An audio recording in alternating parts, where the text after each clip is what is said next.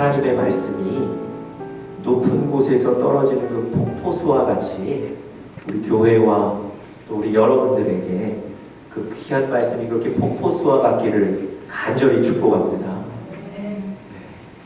제가 오늘 설교를 잘하겠다는 게 아니고요, 그런 교만한 생각 갖고 있는 게 아니고 기도하는데 하나님이 그런 모습을 보여주셨어요.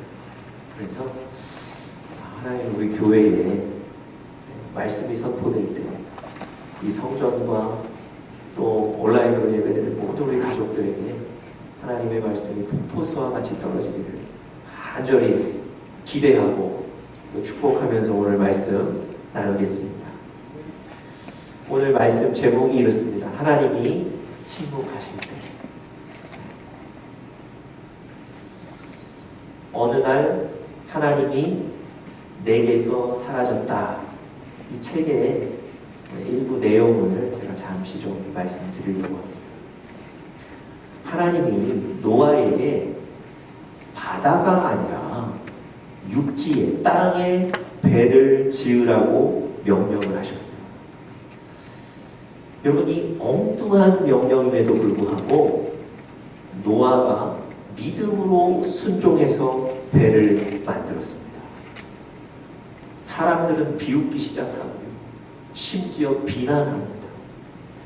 그럼에도 불구하고 그 모든 것을 감수하고 노아가 배 만들기를 완성했습니다. 그리고 사람들에게 가서 이제 곧 하나님이 징계하실 것이다. 그러니 다 같이 배에 타자고 권면했지만 아무도 노아의 얘기를 듣지 않습니다. 하는 수 없이 노아의 가족만 배에 타게 되죠. 그리고 그 배의 문을 단단히 걸어 잠궜습니다. 여러분, 그 뒤에 어떤 일이 벌어졌을까요? 7일 동안 문을 걸어 잠그고 나서 7일 동안 아무 일도 벌어지지 않았습니다. 여러분, 7일 동안 그 배가 그 땅에 그대로 있는 거예요. 여러분, 생각해 보세요. 하나님이 당장에라도 비를 내리시고 홍수를 주시고 그래서 배가 움직이게 하셔서 사람들이 노아의 그 판단이 옳았구나 이렇게 생각되게 해주셔야 하는데 7일 동안 아무런 일이 없었습니다.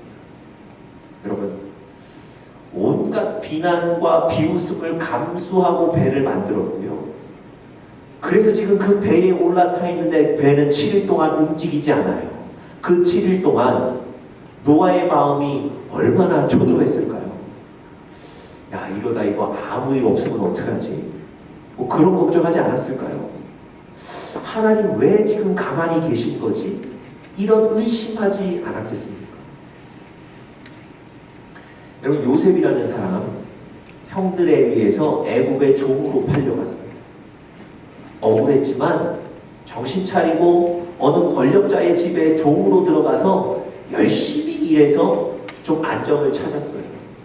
그렇게 애굽 생활에 적응하던 중에 이번에는 억울한 일로 고소를 당하고 감옥에 가게 됩니다. 감옥에 갔더니 그곳에도 잡혀온 왕의 두 신하를 그곳에서 만나게 됩니다. 어느 날 이 왕의 신하들이 꿈을 꾸고요. 도대체 이 꿈의 의미가 뭘까 대단히 궁금해하던 차에 요셉이 그 꿈을 듣고 해석을 해줍니다. 이 요셉이 해석한 대로 실제로 일이 그렇게 일어나요. 이 왕의 신하들이 감옥에서 풀려나고요. 한 사람이 다시 왕 앞에 나가서 직무에 복귀하게 됩니다. 여러분, 잘 생각해 보세요. 아무나 할 수 없는 꿈을 해석하는 자기의 신통한 능력을 보여준 거예요. 뿐만 아니라 자기가 왕의 신하를 도와준 거예요. 그 일이 있고 나서 이 요셉은 어떻게 생각했을까요? 야, 저 신하, 이제 풀려난 저 신하 때문에 나도 곧 풀려날 수 있겠구나. 기대하며 하루하루를 살았는데요. 그 이후 2년 동안 아무런 일도 벌어지지 않았습니다. 하나님이 이 요셉을 2년 동안 그냥 그 감옥에 그대로 놔두신 거예요. 여러분, 이 2년 동안 요셉 어떤 생각했을까요? 이게 아닌데, 내가 감옥에 올 때만 해도 야, 내 인생이 이렇게 무너지는가 싶었는데, 그래도 왕의 신하 만나면서 좋아진다고 생각했는데, 하나님 나를 잊으시는 건가? 하나님 왜 이렇게 나에게 침묵하시는 건가? 요셉이 그런 생각하지 않았겠습니까? 여러분, 여러분과 저의 삶에도 하나님이 나에게 침묵하신다고 느껴질 때가 있습니다. 하나님 나를 잊으신 것 아닌가 느껴지실 때가 있다고요. 하나님이 빨리 왜 내 상황을 변화시키지 않으시지? 하나님이 왜 빨리 내 문제를 해결하시지 않으시지? 의심이 들고 불평이 들고요. 심지어 마음에 평안이 사라집니다. 여러분, 정말 하나님이 여러분을 잊으신 건가요? 여러분, 절대 그렇지 않습니다. 아까 제가 소개해드렸던 그 책의 저자가 이렇게 얘기합니다. 어느 순간 그분이 사라졌다고 느껴질 때가 있었습니다. 더 이상 내려갈 곳이 없다고 느낄 때 성경에서 하나님의 때가 이르기까지 주인공들이 겪은 멈춤의 시간을 발견했습니다. 하나님이 누른 버튼은 멈춤, 스탑이 아니라 잠시 멈춤, 포즈였다는 것도 깨달았습니다. 여러분, 이스라엘 백성들이요, 바벨론의 포로로 잡혀가서 거기에서 학대받고 비참한 생활을 할 때 하나님이 왜 이렇게 오랫동안 우리에게 침묵하시는가? 하나님이 우리를 잊으신 것 아닌가 실망하고 절망했을 것입니다. 그런데 하나님이 그들에게 이사야서를 통해서 주신 말씀이 있으세요. 우리 이사야 49장 15절 16절 말씀인데요. 우리 같이 스크린에서 보시면서 한번 읽어보겠습니다. 이 말씀들도 좀 기억하시면 좋겠습니다. 시작. 여인이 어찌 그 젖 먹는 자식을 잊겠으며 자기 태에서 난 아들을 긍휼히 여기지 않겠느냐. 그들은 혹시 잊을지라도 나는 너를 잊지 아니할 것이라. 내가 너를 내 손바닥에 새겼고 너의 성벽이 항상 내 앞에 있나니. 여러분, 하나님은 우리를 결단코 잊지 않으십니다. 우리를 사랑하셔서 자녀 삼으셨을 뿐만 아니라 하나님의 손에 우리를 새겨 놓으셨습니다. 여러분의 마음에 여러분이 어디에 있든 자녀가 새겨져 있지 않습니까? 하나님의 마음에, 하나님의 손에 우리 한 사람 한 사람이 새겨져 있는 겁니다. 그러니까요, 하나님과 관계가 끊어질 일도 없고 하나님이 여러분과 저를 잊으실 일도 없습니다. 혹시 하나님이 요즘 나에게 너무 침묵하신다 이렇게 느껴지십니까? 하나님이 나를 잊으신 것 아닌가 느껴지십니까?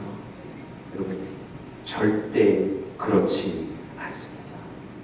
여러분, 이 믿음에서 한 발짝도 후퇴하지 마십시오.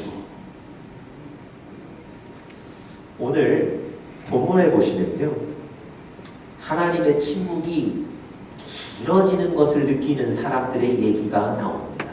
바로 그 사람들이 제사장 사가랴 부부입니다. 사가랴와 엘리사벳입니다. 여러분, 이 사람들은 제가 설명드렸던 대로 제사장이에요. 얼마나 충실하고 신실했던지 6절에 보시면 그들의 영적인 상태를 잘 설명해 놓고 있습니다. 제가 한번 읽어보겠습니다. 이 두 사람이, 이 두 부부 얘기하는 겁니다. 하나님 앞에 의인이니 주의 모든 계명과 규례대로 흠이 없이 행하더라. 여러분, 외적으로는 이스라엘 백성들 인도해서 하나님 앞에 예배드리게 만드는 거죠. 그들을 대표해서 제사 드리는 사람이 바로 이 사람이에요. 그런데 외적인 일만 잘했던 게 아니라 내적으로도 하나님 앞에 성실했던 사람이라는 겁니다. 하나님 앞에 의인이다. 모든 계명과 규례대로 흠이 없이 행했다. 하나님의 말씀 따라서 충실하게 성실하게 살던 부부였습니다. 하나님께서 이 두 부부에게는 모든 것이 형통하게 만드실 것 같습니다. 그런데 말이죠, 이 두 부부에게도 현실적인 고민이 닥쳐왔습니다. 그것이 바로 그 다음 절에 기록되어 있는데요. 7절 한번 보시죠.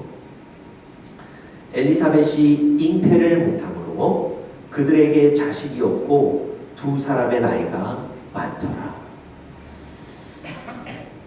여러분, 아무 문제 없을 것 같은, 아무 걱정 없을 것 같은 가정인데요.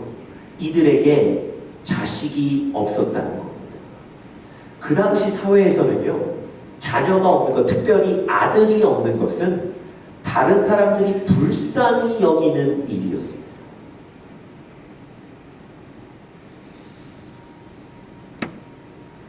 더군다나 지금 이 문제가 이 가정에는 해결될 가능성도 없습니다. 왜 그렇습니까? 그 다음 그 마지막 구절 보니까 뭐라고 되어 있죠? 두 사람의 나이가 많더라. 무슨 얘기입니까? 이 사가랴와 엘리사벳이 둘 다 아이를 출산할 만한 나이가 이미 지났다는 얘기입니다. 그러니까 이 가정에 이 자녀가 없는 문제가 해결될 가능성마저도 없는 거예요.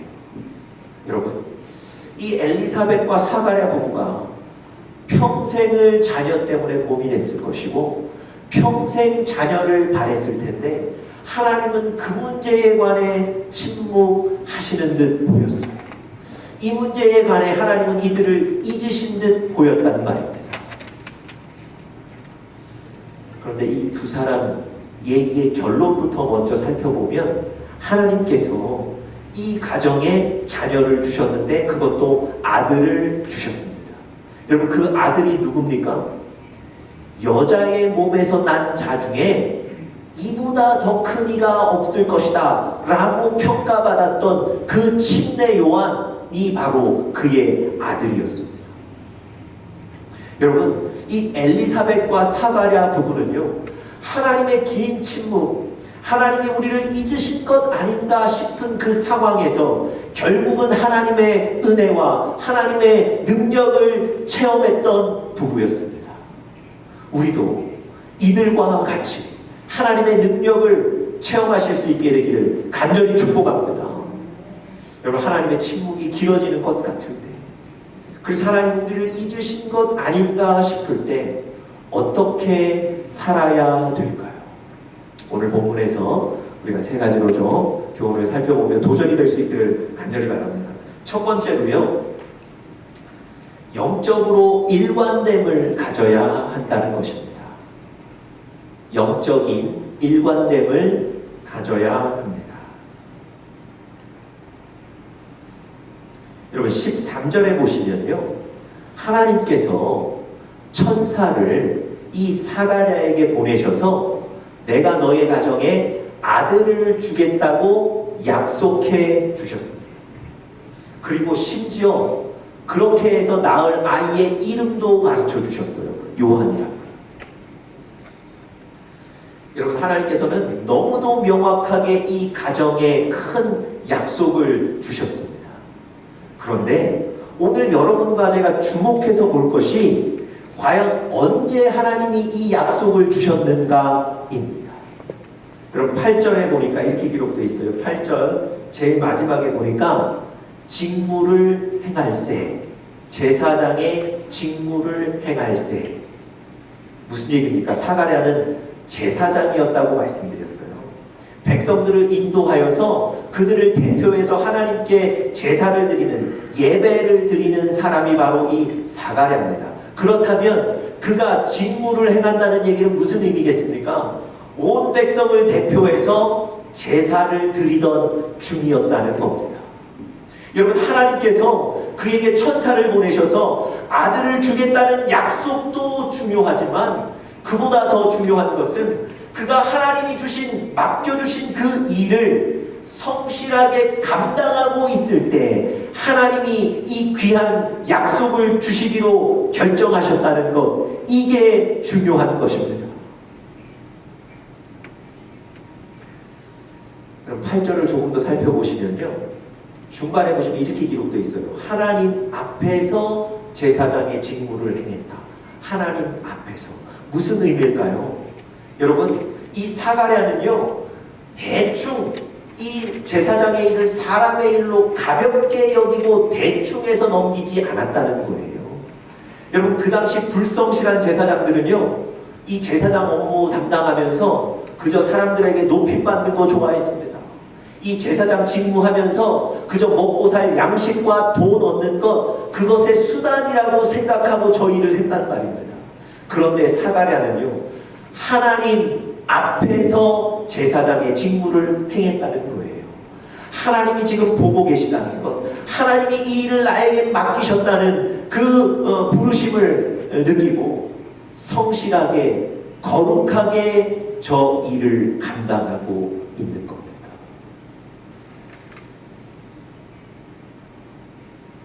여러분, 하나님의 일을, 하나님이 주신 사명을 감당할 때 하나님이 그 아들 주시겠다는 약속을 주신 겁니다. 그런데 여러분, 이 사가랴가 지금 이 제사장의 직무를 이렇게 성실하게 거룩하게 감당하는 것이 어렵습니다. 이 사가랴의 삶을 살펴보면 사가랴가 저 직무를 감당하는 것을 막는 요소들이 많이 있습니다. 여러분, 사가랴가 나이 많아 늙었다고 했죠. 여러분, 그 얘기는 무슨 얘기입니까? 사가랴가 이 제사장의 일을 일평생 해왔기 때문에 이제 이 일은 그에게 편한 일이 돼버렸어요. 그래서 또 한 번 제사 드리는 일, 이거 특별한 일이 아니에요. 경험이 많기 때문에 대충 해도 쉽게 되는 일입니다. 뿐만 아니라 자기가 나이 많아 늙었으니 이제 후배 제사장들, 그 레위 족속들이 얼마나 많겠습니까? 그들에게 그냥 맡겨버리면 되는 일입니다. 또 한 가지, 지금 이 사가랴 제사장에게는 해결되지 않는 가정의 문제가 있잖아요. 평생 자녀를 원하고 바랬는데 하나님이 응답하시지 않았다는 그 문제가 있잖아요. 자신은 하나님의 응답을 받지 못하고 백성들을 대표해서 제사를 지낸다는 것, 이거 왠지 자신 없지 않았을까요? 더군다나 하나님이 나의 바람에 대해서 침묵하시고 응답해 주시지 않는다는 이 섭섭함 때문에 여러분, 제사장의 직무, 예배 인도하는 일, 이거 쉬고 싶지 않았을까요? 아니, 멈추고 싶지 않았을까요? 여러분, 이런 이유들 때문에 사가랴가 지금 이 제사장의 직무를 성실하게 거룩하게 수행하는 건 어려운 일이었어요. 그럼에도 불구하고 사가랴가 지금 저 직무를, 제사장의 직무를 하나님 앞에서 성실하고 거룩하게 감당하고 있는 겁니다. 여러분, 이게 바로 영적인 일관됨입니다. 여러분, 우리가 형편이 좋을 때는요, 우리 일이 잘 되고 기분이 좋을 때 예배드리고 기도하는 것, 그건 할 수 있어요. 그런데 역으로 문제가 해결되지 않고 지금 감정이 상한 상태에서 하나님 앞에 여전히 나와 예배하고 기도하는 것, 이건 쉽지 않다는 겁니다. 여러분, 사가랴가요, 지금 가정적인 이 어려움에도 불구하고 제사장의 직무를 성실하게 감당하고 있는 겁니다. 여러분, 여러분과 저도 마찬가지입니다. 하나님 앞에 우리의 영적인 시도들을 우리의 상황이나 형편에 따라 하시면 안 됩니다. 우리가 예배드리고 기도하는 일을 그저 우리 형편에 좌지우지되면 안 된다는 겁니다. 여러분, 하나님은요, 우리의 상황과 우리의 형편에 관계없이 우리 예배를 받으시기에 합당하신 분이신 줄 믿습니다. 그렇다면 그 하나님께 우리의 상황에 관계없이 언제든지 일관되게 기도하고 예배하고 하나님을 섬기는 여러분들 되시기를 간절히 축복합니다. 또 한 가지 우리가 좀 주목해 볼 것이 있는데요. 8절 보시면 이 사가랴가 그저 자기가 제사장이기 때문에 나가서 봉사한 게 아니에요. 마침 사가랴가 그 반열의 차례대로 하나님 앞에 나왔다는 거예요. 9절에도 보시면요, 제비 뽑기를 해서 자기가 뽑혀서 지금 분향하고 있는 거예요. 제사장의 전례를 따라 제비를 뽑아 주의 성전에 들어가 분향하고. 여러분, 레위인이라고 다 지금 들어가서 분향하는 게 아닙니다. 레위 족속들도 많은 가문이 있거든요. 자기 가문의 차례가 돌아와야 되고요. 또 자기 가문의 차례가 돌아왔더라도 제비를 뽑아서 뽑힌 사람이 들어가서 분향하는 거예요. 여러분, 오늘 본문에 사가랴의 반차, 자기의 가문이 돌아왔고요. 뿐만 아니라 자기가 제비 뽑힌 거예요. 여러분, 생각해 보세요. 지금 자기의 그 어려운 상황들, 하나님이 침묵하셔서 섭섭한 마음들이 있는데 자기가 뽑힌 거예요. 여러분, 들어가고 싶은 마음이 있겠습니까? 그럼에도 불구하고 그 마음들 다 내려놓는 거예요. 하나님이 나를 선택하셨다는 거예요. 여러분, 잠언 16장에 보니까 뭐라고 되어 있습니까? 제비 뽑기는 사람에게 있지만 그 일을 작정하기는 여호와께서 하신다고 얘기하셨습니다. 여러분, 이 사가랴가 제비를 뽑아 자기가 뽑힌 것 하나님의 부르심이라고 인정하는 거예요. 그리고 자기의 섭섭한 마음들, 자기의 어려운 상황들 다 내려놓고 순종하고 주의 일을 감당하는 겁니다. 여러분, 여러분과 저에게도 하나님이 어떤 헌신의 자리를 주실 때가 있습니다.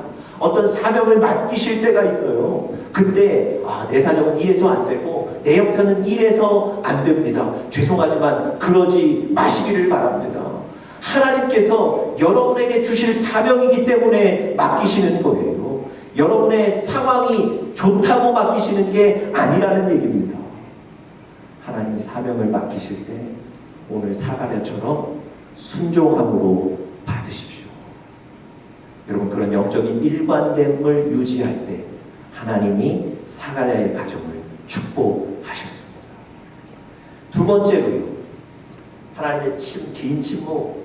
그래서 하나님 나를 잊지 않으셨을까 생각될 때 우리는 어떻게 살아야 될까? 두 번째, 기도해야 합니다. 기도해야 합니다. 여러분, 하나님께서 천사를 보내어 사가랴에게 아들을 주시기로 결정한 이유를 오늘 본문에 보면 분명히 밝히고 있습니다. 13절 한번 보시겠습니까? 13절 보시면 하나님이 이 일을 하신 이유를 분명히 밝히고 있어요. 뭐라고 되어 있습니까? 너의 간구함이 들린지라. 여러분, 이 사가랴 부부가 간절하게 자녀를 위해 기도했고요. 하나님이 그 기도를 들으시고 이제 이때 주겠다고 결정하신 거예요. 여러분, 하나님이 그저 이 사가랴 부부 불쌍해서 아무런 계획 없이 그냥 주시겠다고 말씀하신 게 절대 아닙니다. 하나님께서 기도를 들으시고 주시겠다고 결정하신 거예요. 여러분, 하나님은 기도를 통해 일하시는 분이신 줄 믿습니다. 여러분, 이 부부가 오랫동안 이 일을 위해 기도했던 거예요. 하나님이 이 문제에 관해 우리에게 침묵하신다고 느껴졌지만, 하나님이 이 문제에 관해 우리를 잊으신 듯 느껴졌지만, 그럼에도 불구하고 이 부부는 계속해서 기도했습니다. 하나님께서 그들의 기도를 들으시고 결정하시는 거예요. 여러분, 우리는요, 하나님 앞에 신앙생활하면서 하나님 앞에 완전 공짜를 바랄 때가 너무 많습니다. 하나님이 하실 테니까 그러면서 우리는 두 손 놓고 있는 거예요. 여러분, 하나님이 여러분과 저에게 원하시는 건요, 우리가 간절히 기도하는 거예요. 하나님이 분명히 하실 것입니다. 그렇지만 하나님은 기도를 통해서 일을 하시는 거예요. 그래서 여러분, 하나님이 하시겠지 하고 두 손 놓고 있는 건 믿음이 아닙니다. 정말 하나님을 신뢰하신다면 기도하셔야 되는 거예요. 여러분, 예수님이, 제가 수요일 날도 이 말씀을 전했는데요, 예수님이 군사들에게 잡히시기 직전에 감람산의 제자들과 올라가셔서 그 겟세마네의 기도를 하고 계셨습니다. 예수님이 그 기도를 하실 때 하나님이 이렇게 응답하셨어요. 누가복음 22장 43절, 우리 스크린에 한번 같이 보시겠습니다. 누가복음 22장 43절인데요. 천사가 하늘로부터 예수께 나타나 힘을 더하더라. 여러분, 예수님이 그 감람산에 올라가 기도하실 때 하나님이 하늘로부터 천사들을 보내셔서 예수님에게 나타나 힘을 더하셨다 기록합니다. 여러분, 기도할 때 하나님의 능력을 주시는 줄 믿습니다. 기도할 때 하나님의 능력을 경험하게 되는 겁니다. 예수님은 함께 기도하는 제자들에게 뭐라고 권면하셨습니까? 너희가 시험과 유혹을 이기기 위해서는 기도해야 된다 말씀하셨어요. 여러분과 제가 신앙생활하면서 이 세상을 살아가면서 우리를 쓰러뜨리는, 우리를 넘어뜨리는 시험과 유혹이 얼마나 많습니까? 하나님을 떠나게 만드는 그런 일들이 얼마나 많습니까? 기도하지 않으면 이길 수 없다니까요. 예수님이 지금 그런 시험과 유혹을 이기기 위해서는 기도해야 된다고 말씀하시는 거예요. 기도는 바로 하나님의 능력인 줄 믿습니다. 여러분, 기도는요, 고상한 명상하는 게 아닙니다. 하나님의 능력을 얻는 우리 신앙의 가장 강력한 무기인 줄 믿습니다. 여러분, 이스라엘에 3년 반 동안 비가 오지 않는 가뭄이 있었습니다. 그 가뭄으로 양식이 없는 국가적인 위기 상태를 맞았어요. 하나님께서 3년 반 만에 비를 주셨습니다. 여러분, 그 비가 어느 때에 온 줄 아십니까? 그 비를 하나님이 내려주시기를 결정한 때가 언제인 줄 아세요? 성경은 바로 엘리야의 기도라고 얘기하세요. 엘리야가 기도했을 때 하나님이 그 기도를 들으시고 비를 주시기로 작정하신 겁니다. 물론 자연을 움직이시는 분은 하나님이세요. 그래서 비를 주시는 분은 하나님이십니다. 그렇지만 하나님이 그 비를 주시기로 작정하시기는 바로 엘리야의 기도를 통해서라는 것, 여러분 꼭 기억하시길 바랍니다. 여러분, 하나님이 엘리야에게 분명히 비를 주신다고 약속하셨어요. 비는 분명히 올 겁니다. 그런데 엘리야가 그렇다고 두 손 놓고 있었던 게 아니에요. 하나님 앞에 비를 주십시오 간절히 기도했고, 하나님은 그 기도를 들으시고 3년 반 만에 비를 주신 거예요. 여러분, 하나님의 침묵이 느껴지시나요? 하나님이 혹시 나를 잊으신 것 아닐까 싶으신가요? 계속해서 기도하시기를 바랍니다. 마지막 세 번째로요, 우리의 믿음을 하나님께 보여드려야 합니다. 마지막 세 번째로 우리의 믿음을 하나님께 보여드려야 합니다. 여러분, 그 옆에다가 그렇게 쓰십시오. 우리의 믿음을 보여드리는 것, 그 옆에다가 뭐라고 쓰시냐면 우리의 기도에 응답하실 것을 기대합니다. 우리 기도에 응답하실 것, 우리 기도에 응답하실 것을 기대합니다. 이게 바로 믿음입니다. 여러분, 하나님께서 천사를 보내셔서 이 두 부부에게 아들을 줄 것이다 약속하셨어요. 심지어 그 아들이 앞으로 어떻게 클 것이며 커서 어떤 사명을 감당할 것이며 커서 사회에 어떤 영향력을 미칠 인물이 될 것인지까지 다 설명해 주셨어요. 심지어 성경을 읽어보시니까 엘리야와 같은 능력의 인물이 될 거라고 얘기해 주셨어요. 여러분 생각해 보세요. 느즈막히 얻는 아들이 정말 사회적으로 세상적으로 큰 인물이 되는 거예요. 얼마나 기뻤겠습니까? 여러분, 이 사가랴가 이 큰 약속을 받고 처음에 어떻게 반응했을까요? 감사합니다. 기뻤을까요? 여러분 18절 한번 보세요. 그의 첫 번째 반응이 나와 있습니다. 뭐라고 합니까? 사가랴가 천사에게 이르되 내가 이것을 어떻게 알리오? 무슨 얘기입니까? 못 믿겠다는 거예요. 의심하는 거예요. 제가 왜 이 구절을 의심이라고 해석하냐면 바로 그 다음 구절 보세요. 나에게 어떻게 이것을 이런 일이 일어날 줄 알겠습니까? 내가 늙고 아내도 나이가 많으니이다. 무슨 얘기입니까? 우리 부부 이미 나이가 많은데 이미 자녀를 출산할 때가 지났는데 에이 그런 일이 어떻게 일어나겠습니까? 의심하는 거예요. 여러분 되게 아이러니한 얘기입니다. 한번 잘 보세요. 이전까지는 뭐 했던 사람들입니까? 자녀를 위해서 뭐 했던 사람이죠? 기도를 그렇게 했던 사람이라니까요. 얼마나 기도를 열심히 했는지 너의 간구가 나에게 들렸다 얘기하시잖아요. 기도는 그렇게 간절히 했는데 하나님이 이제 막상 응답하시겠다 그러니까 뭐 하는 거예요? 아이 됐어요. 무슨 그런 일이 있겠어요. 여러분 기도하면서도 응답에 대해서는 기대하지 않는 거예요. 여러분 그런 사가랴에게 어떤 일이 벌어졌습니까? 아이를 낳을 때까지 말을 하지 못하는 벙어리로 만드셨어요. 물론 하나님이 아들은 주셨지만 징계하신 거예요. 여러분 어떠세요? 정말 기도하실 때 하나님이 응답하실 것이다 기대하시며 기도하십니까? 아니면 오늘 사가랴처럼 기도는 열심히 하지만 여러분들 마음속에 응답에 대한 기대는 전혀 없지 않습니까? 하나님 건강하게 해주십시오. 되겠어. 건강이 이루어지겠어. 우리 교회 하나님 부흥을 주십시오. 부흥이 되겠어. 여러분 이게 믿음이 없는 거예요.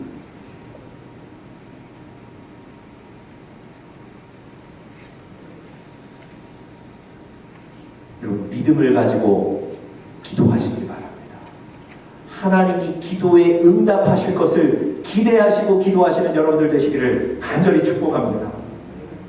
여러분 이스라엘에 아까 말씀드린 대로 3년 반 동안 가뭄이 계속될 때 엘리야가 저 먼 하늘에서 손바닥만한 작은 구름을 봤죠. 그래놓고는 그 손바닥만한 작은 구름 보고 이제 곧 비가 올 거라고 확신하는 거예요. 심지어 왕에게까지 가서 이제 곧 비가 억수로 내릴 것이니까 빨리 안전한 곳으로 대피하십시오. 얘기하는 거예요.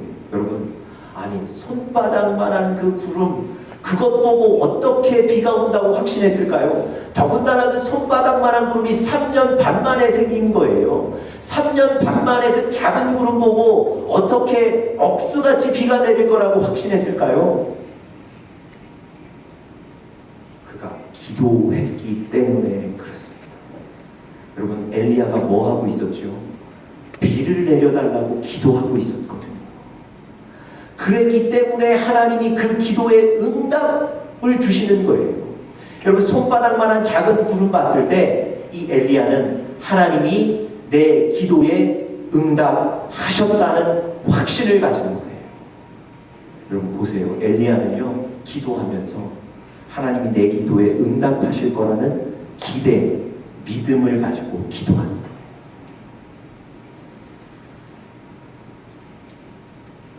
여러분 하나님의 침묵이 길다고 느껴지실 때 하나님이 혹시 나를 잊으신 것 아닌가 절망스러우실 때 여러분이 오늘 이 사가랴와 엘리사처럼 하나님 앞에 믿음으로 승리하여 하나님의 능력, 은혜를 경험하시는 우리 사랑하는 영적인 가족들 되시기를 간절히 축복합니다. 다 같이 기도하겠습니다.